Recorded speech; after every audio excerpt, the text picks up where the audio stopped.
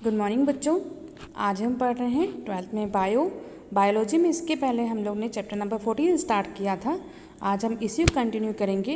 इसके पहले तक चैप्टर नंबर 14 है हमारा इकोसिस्टम, उसमें हमने इसके घटक के बारे में जाना था कि इसके दो घटक होते हैं, अजैविक घटक और जैविक घटक। अजैविक घटक के बारे में भी हमने पूरा पढ़ लिए थे कि भौतिक कारक, अकार्बनिक कारक और कार्बनिक कारक, तो ये तीन प्रकार के होते हैं। और जैविक घटक में भी हमने देखा था कि उत्पादक, अपघटक और उपभोक्ता, ये भी तीन प्रकार के होते हैं। तो इसमें हमने अभी तक ये देख चुके हैं।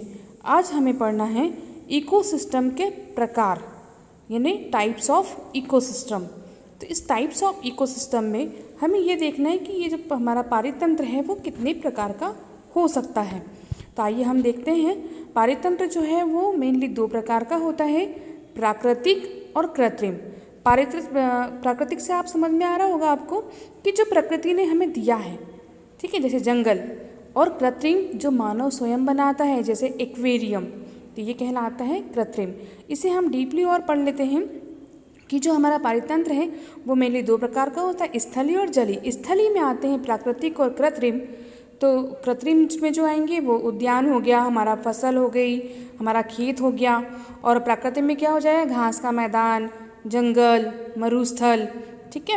और जलीय में अलवणीय और लवणीय जल। तो ये जो होते हैं ये पारितंत्र के प्रकार होते हैं। अब हम देख लेते हैं इनको अलग अलग रूपों में। सबसे पहले हम देखते हैं हमारा जलीय पारितंत्र। तो जलीय पारितंत्र यानी क्या होता है कि ऐसा पारितंत्र जिसके अंतर्गत हम जल में रहने वाले जीवों का अध्ययन करते हैं और वो किस प्रकार से अपना इकोसिस्टम बनाते हैं, इसका अध्ययन करते हैं। तो वो कहलाता है हमारा एक्वेटिक इकोसिस्टम। ये अभी हमने बताया दो प्रकार का होता है, लवणीय और अलवणीय जल वाला। लवणीय यानी समुद्री और अलवणीय यानी फ्रेश वाटर, जैसे हमारा तालाब हो गया, कोई झील हो गई, ठीक है। इसके बाद हम देख लेते हैं अगला हमारा प्रकार, स्थलीय इकोसिस्टम या टेरेस्ट्रियल इकोसिस्टम। स्थलीय यानी जो स्थल पे है, ठीक है, जैसे जंगल, रेगिस्तान, घास का मैदान, कोई पर्वत, इस पर जो जीव जाति पाई जाती है वो अपने घटकों के साथ में मिल करके जो संतुलन बनाती है, जो अपना एक सिस्टम बनाती है, वो कहलाता है टेरेस्ट्रियल इकोसिस्टम। अब ये टेरेस्ट्रियल इकोसिस्टम के बाद में हम देख लेते हैं कि इनमें जो होते हैं वो कितने प्रकार के हो सकते हैं। जैसे कृत्रिम में हमने बताया अभी कि जैसे खेत का जो खेत होता है हमारा वो हो सकता है। और जो एक्वेरियम जो मानव बनाता है, ये क्या होते हैं, कृत्रिम पारितंत्र, ठीक है। खेत में आप लोगों ने देखा होगा जब कोई किसान के अपनी बीज बोता है, खेती उगती, तो उसमें कई सारी जीव जाति भी आती है, छोटे छोटे कीड़े आते हैं। ऐसे एक्वेरियम में मछली होती है, उत्पादक, उपभोक्ता, अपघटक। यानी कुल मिला के हम ये कहें कि जहाँ पर उत्पादक, उपभोक्ता और अपघटक और जैविक घटक और अजैविक घटक दोनों पाए जाएंगे, वो कहलाता है इकोसिस्टम। अब हम पढ़ लेते हैं कुछ प्रमुख पारितंत्र के बारे में जो हमारे सिलेबस में दिए गए हैं, जैसे कि घास के मैदान का, झील का। सबसे पहले हम पढ़ेंगे झील का पारिस्थितिक तंत्र। तो झील का पारिस्थितिक तंत्र जो होता है, इसके अंतर्गत हम देखते हैं कि इसमें उत्पादक, उपभोक्ता, अपघटक, ये तीनों हैं। और साथ में क्या है, इसमें अजैविक घटक, जैसे हमने बताया था जल, मृदा, सूर्य का प्रकाश, ये सब क्या हैं, अजैविक घटक, ठीक है। अब देखते हैं इसमें हम और अच्छे से। तो एक झील में क्या होता है, अजैविक घटक। अजैविक घटक में क्या आ जाएंगे, कार्बनिक और अकार्बनिक तत्व, जैसे कि ऑक्सीजन, कार्बन डाइऑक्साइड गैस और भी जो गैसें हैं जो जल में घुलित अवस्था में पाई जाती हैं। इसके अलावा कई पोषक तत्व होते हैं जो मिट्टी में पाए जाते हैं वहाँ पे झील में, है ना। सूर्य का प्रकाश है, तो ये सब क्या है, अजैविक घटक। अब आता है इसमें जैविक घटक। जैविक घटक में आपको बता चुके हैं हम कि उत्पादक, उपभोक्ता, अपघटक, ये तीन चीज़ें पाई जाती हैं। तो इसमें उत्पादक क्या हो जाएंगे, हरे पेड़ पौधे, जैसे कि इसमें हाइडेला होता है, वेलिसनेरिया, मार्सेलिया, जलकुंभी, ये सब क्या हो जाएंगे इसके उत्पादक। इसी प्रकार से उपभोक्ता जो परपोषी जंतु है उसमें, जैसे जो मछलियाँ हो गई छोटी छोटी, ठीक है। अब इसमें ये तो हो गए उसके उपभोक्ता। अब अपघटन क्या हो जाएंगे इसमें, अपघटनकर्ता क्या हो जाएंगे इसमें कि जो मिट्टी में पाए जा रहे हैं जो कीटाणु हैं, जो जीवाणु हैं, जो कवक हैं, ये सब क्या हो जाएंगे यहाँ पे अपघटनकर्ता। जो उत्पादक और उपभोक्ता, इनके सड़े गले कार्बनिक पदार्थों को उनके सरल अवयव में अपघटित करेंगे, इसलिए इन्हें अपघटनकर्ता कहते हैं।